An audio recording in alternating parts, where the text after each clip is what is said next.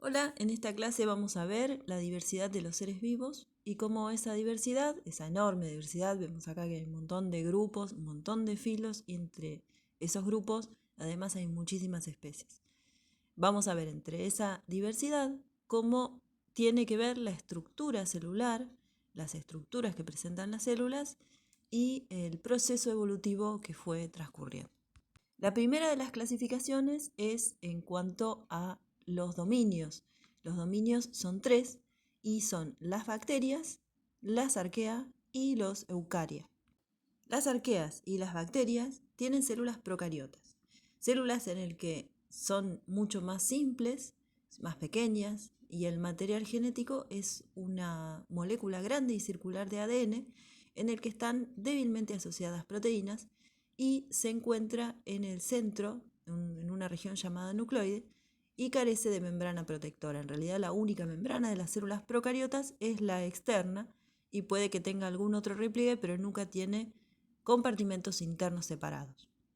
Las células eucariotas, en cambio, tienen muchísima más cantidad de ADN distribuida es lineal, está distribuida en cromosomas y está fuertemente unidos a proteínas como las histonas en las que se enrolla. Y tienen un núcleo bien definido y está rodeado por una doble membrana.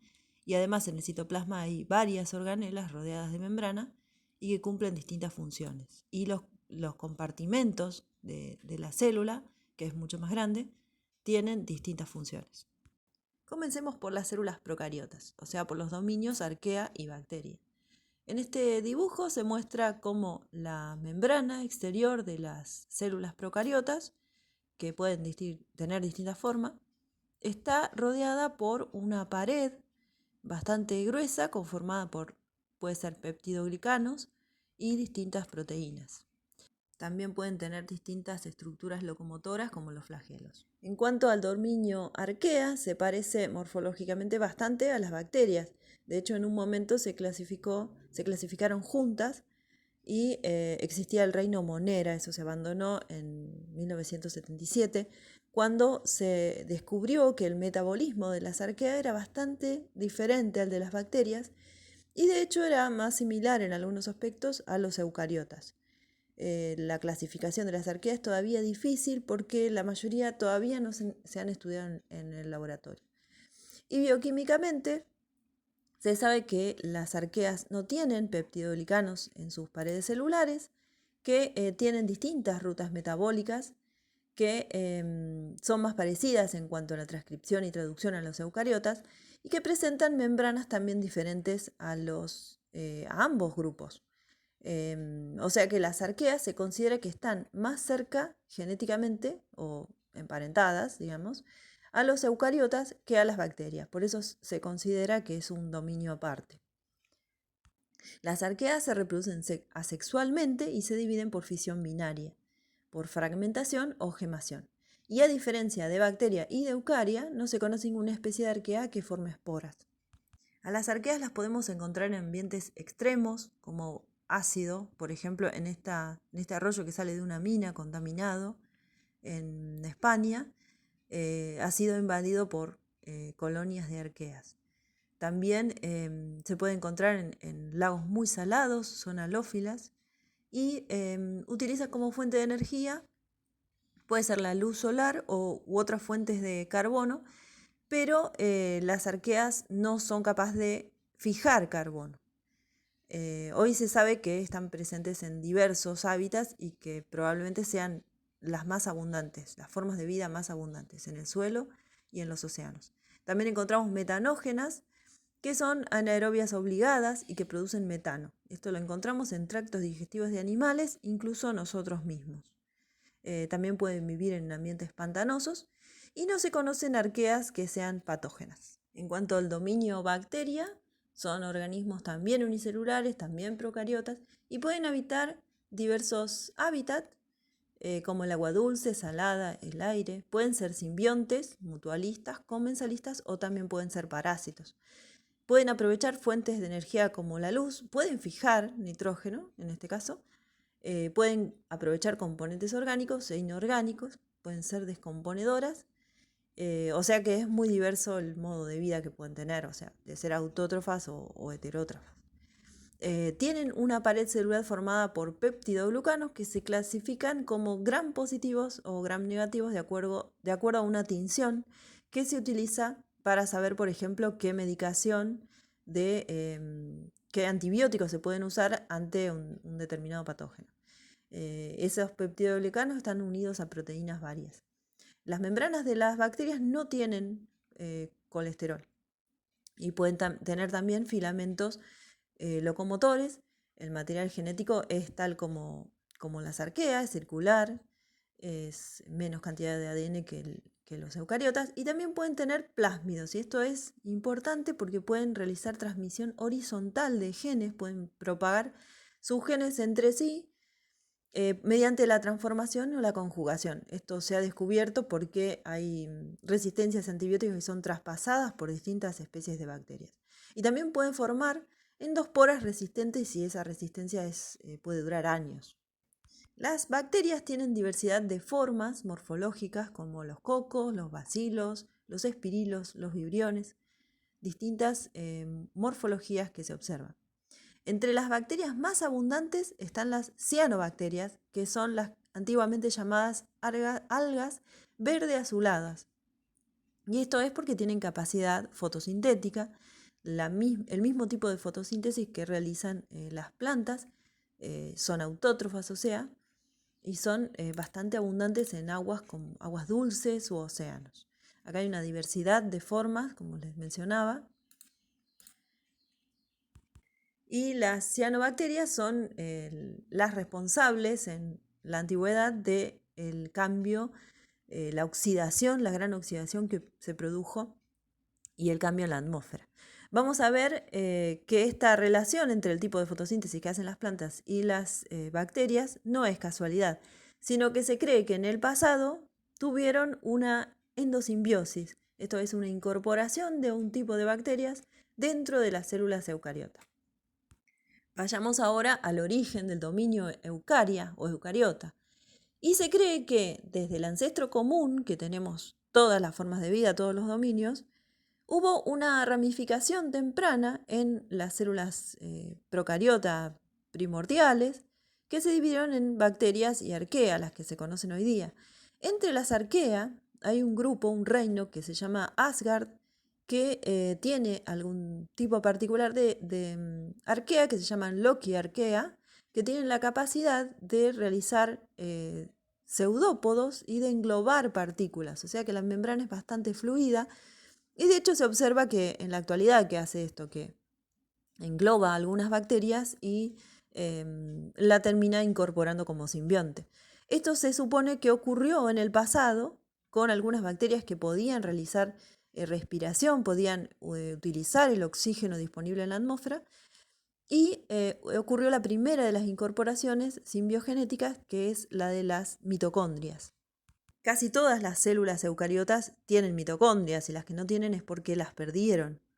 Además de esta incorporación simbiogenética, esta simbiosis dentro, por eso endo, ocurrieron otras más, como es la incorporación de bacterias o cianobacterias fotosintéticas, como fue que ocurrió en el pasado con lo que hoy se llaman cloroplastos, estructuras organelas internas dentro de algunas células eucariotas nada más, y otras incorporaciones de otro tipo de cianobacterias que ocurrió con las algas pardas o con las algas rojas. Parece ser que hubo un número importante de incorporaciones simbiogenéticas en el pasado y así surgieron la diversidad de eucariotas que tenemos hoy. Por ejemplo, en las mitocondrias podemos ver que tienen una estructura similar a las bacterias, están rodeadas de doble membrana, como si hubieran sido englobadas. También tienen ADN propio y se dividen por fisión binaria. Y el ADN es de tipo bacteriano, o sea, un cromosoma circular con un nucleoide. Y también tienen ribosomas que son mucho más parecidos a las de las bacterias.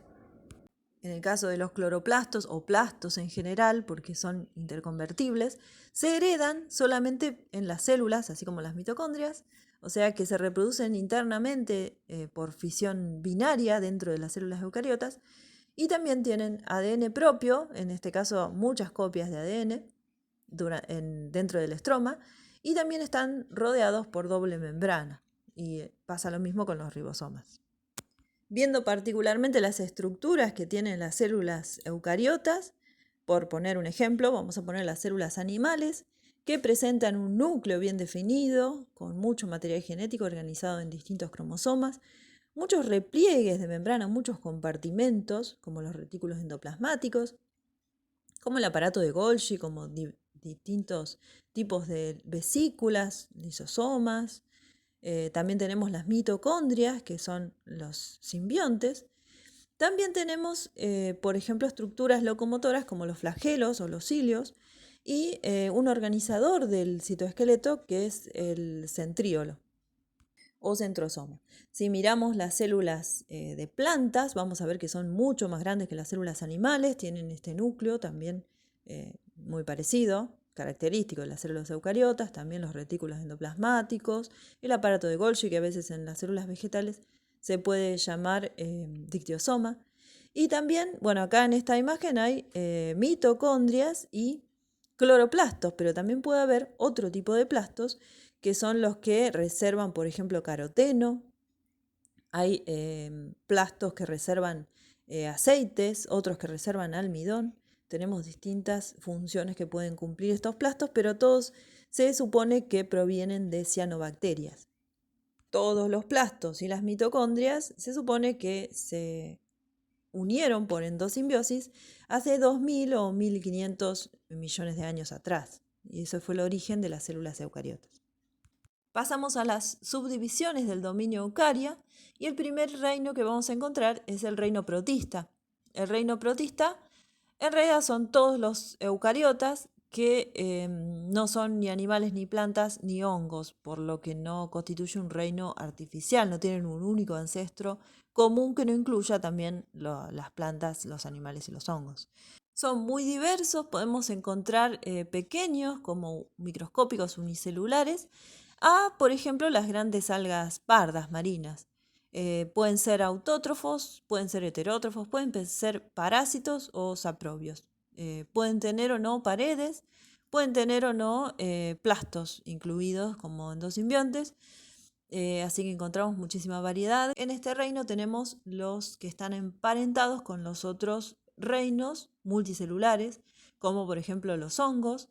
Los hongos son organismos eucariotas heterótrofos, no fotosintéticos, forman esporas y como carecen de movimiento en todas las partes de su ciclo de vida, se los consideró en un primer momento cercanos a las plantas, pero hoy se sabe que filogenéticamente están más cercanos a los animales que a las plantas.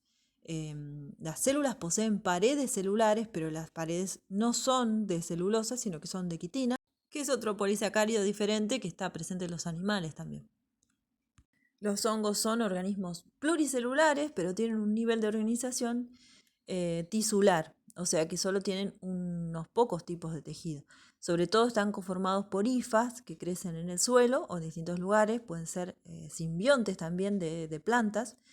Y también tenemos algunos que son unicelulares, como las levaduras, que se utilizan para hacer pan o hacer cerveza.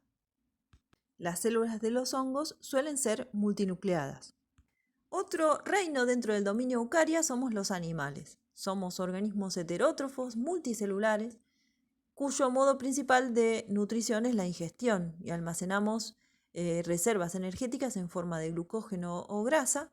Nuestras células no tienen paredes ni plastos y tenemos, si bien son diversos, los animales pueden tener niveles de organización desde nivel tisular hasta órganos, pero podemos tener el nivel de complejidad máximo que son los sistemas de órganos, por ejemplo el sistema nervioso, los sistemas respiratorios, etc., que son diversos también en los distintos filos. Y el último reino del dominio eucaria son las plantas. El reino Plantae también es diverso, es el más reciente de los reinos, incluye musgos, helechos, las gimnospermas, las angiospermas, y tenemos muchísima diversidad de especies, siendo el segundo grupo luego de los artrópodos.